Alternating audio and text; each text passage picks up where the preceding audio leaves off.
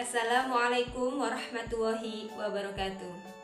Halo anak-anak, bagaimana kabar kalian pagi hari ini? Ibu harap kalian dalam keadaan sehat walafiat dan semoga kita selalu diberikan kesehatan oleh Allah SWT.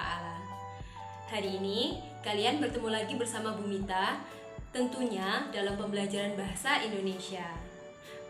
Hari ini kita akan mempelajari teks prosedur. Ada beberapa hal yang akan kita pelajari pada pagi hari ini, yaitu berkaitan dengan ciri-ciri dan tujuan teks prosedur.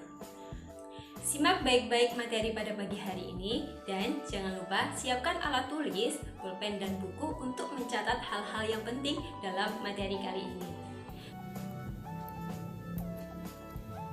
Mengenal teks prosedur.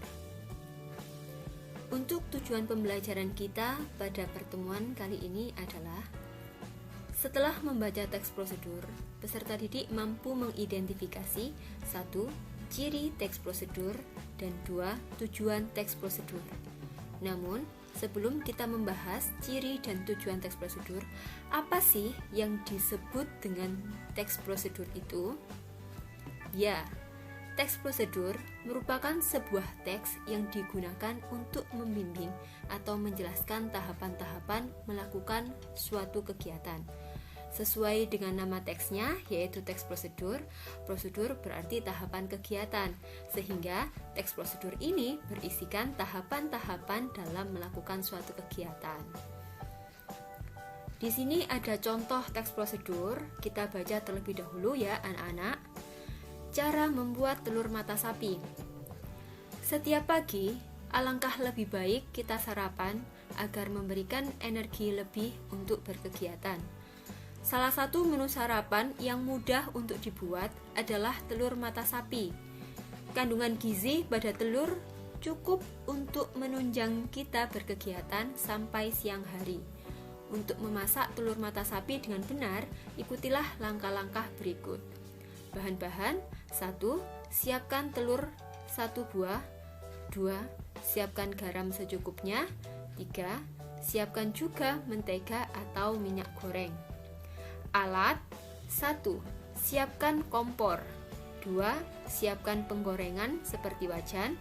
3. Siapkan juga spatula. Dan 4. Siapkan piring. Kemudian cara membuat. 1. Untuk langkah pertama, nyalakan api dengan ukuran yang sedang saja. 2. Kemudian langkah yang selanjutnya ialah dengan meletakkan wajan di atas kompor tersebut. Masukkan mentega dan tunggu hingga meleleh dan panas. 3. Lalu pecah telur dan tuangkan isi telur ke dalam wajan. Jangan lupa untuk menambah garam secukupnya. 4. Agar telur dapat matang secara sempurna, Anda bisa membalik telur dengan menggunakan spatula. 5. Jika telur sudah matang, angkat lalu tiriskan sebentar agar nantinya minyak dapat hilang. Kemudian letakkan di atas piring dan telur mata sapi pun sudah siap untuk disajikan.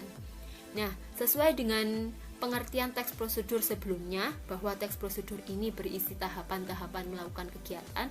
Tahapan-tahapan kegiatan yang ada dalam teks berjudul cara membuat telur mata sapi ini terletak di cara membuatnya. Jadi di sini ada 5 tahap yang ditulis, yaitu tahap 1, 2, 3 sampai 5.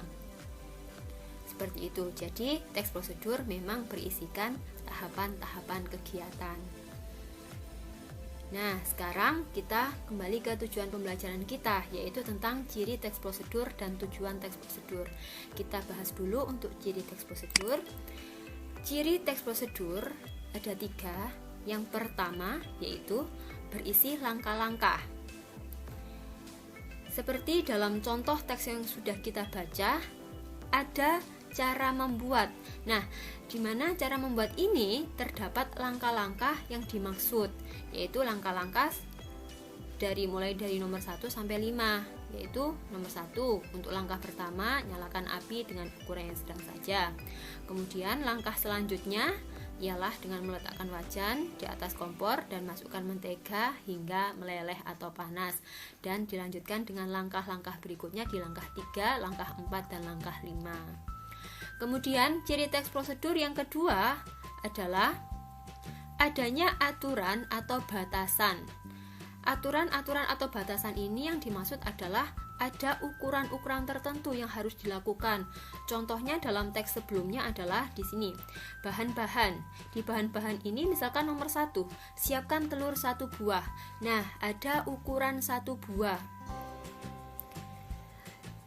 Dengan begitu, dengan ukuran 1 buah ini kita bisa membuat telur mata sapi cukup dengan 1 buah telur saja, jadi tidak terlalu banyak telur yang kita butuhkan.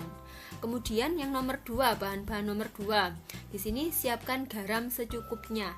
Nah, kata secukupnya di sini berarti bisa diartikan sesuai dengan selera pemasak atau pengonsumsi telur mata sapi tersebut. Selain itu juga di sini adanya aturan.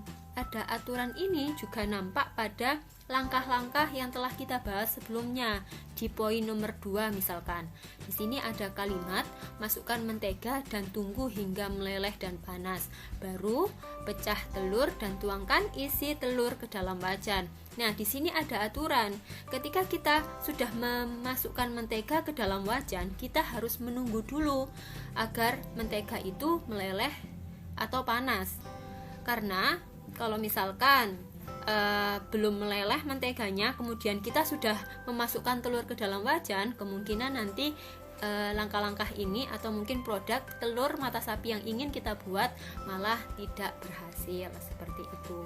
Jadi ciri yang kedua, terdapat aturan atau batasan-batasan tertentu. Dan ciri yang ketiga, disusun secara berurutan atau sistematis. Jadi dalam penyusunan teks prosedur ini harus berurutan, tidak boleh acak. Urutan misalkan dari sistematika penulisannya terlebih dahulu. Misalkan di teks sebelumnya tadi terdapat judul, kemudian ada pendahuluan, ada tujuannya, lalu ada bahan, alat, dan cara pembuatannya. Tidak bisa kita acak, misalkan cara membuat terlebih dahulu kita letakkan atas, baru bahan dan alat di bawahnya. Nah, itu nanti akan menyulitkan pembaca yang ingin melakukan kegiatannya, karena bagaimanapun juga dalam membuat sesuatu, melakukan sesuatu, jika memerlukan bahan dan alat, kita harus menyiapkan bahan dan alatnya tersebut terlebih dahulu. Begitu pula dengan cara pembuatannya, tahapan-tahapannya tadi, ini juga harus disusun secara berurutan dan sistematis, tidak boleh terbolak-balik atau acak. Misalkan di sini nomor 4 terlebih dahulu, atau nomor 3 terlebih dahulu, memecah telur, menuangkan ke dalam wajan, baru memasukkan mentega. Nah, ini tidak bisa seperti itu, jadi harus disusun secara berurutan atau sistematis. Nah, itu ciri teks prosedurnya ada 3, berisi langkah-langkah, adanya aturan atau batasan, dan disusun secara berurutan atau sistematis. Kemudian sekarang kita menuju ke tujuan teks prosedur. Untuk mengetahui tujuan teks prosedur yang sudah kita baca tadi, kita baca terlebih dahulu kutipan paragraf 1 teks yang berjudul cara memasak telur mata sapi tadi. Setiap pagi, alangkah lebih baik kita sarapan agar memberikan energi lebih untuk berkegiatan. Salah satu menu sarapan mudah untuk dibuat adalah telur mata sapi. Kandungan gizi pada telur cukup untuk menunjang kita berkegiatan sampai siang hari. Nah, kalimat 1, 2, dan 3 ini masih membuka, masih memperkenalkan bahwa akan ada kegiatan untuk memasak telur mata sapi. Kemudian di kalimat terakhir yang berbunyi, untuk memasak telur mata sapi dengan benar, ikutilah langkah-langkah berikut. Nah, di sini ada kata kunci untuk, yang mana ini menunjukkan suatu tujuan. Jadi, di sini terlihat bahwa tujuan dari teks prosedur yang berjudul cara memasak telur mata sapi ini adalah agar pembaca bisa memasak telur mata sapi dengan benar sesuai dengan tujuan yang ada di sini.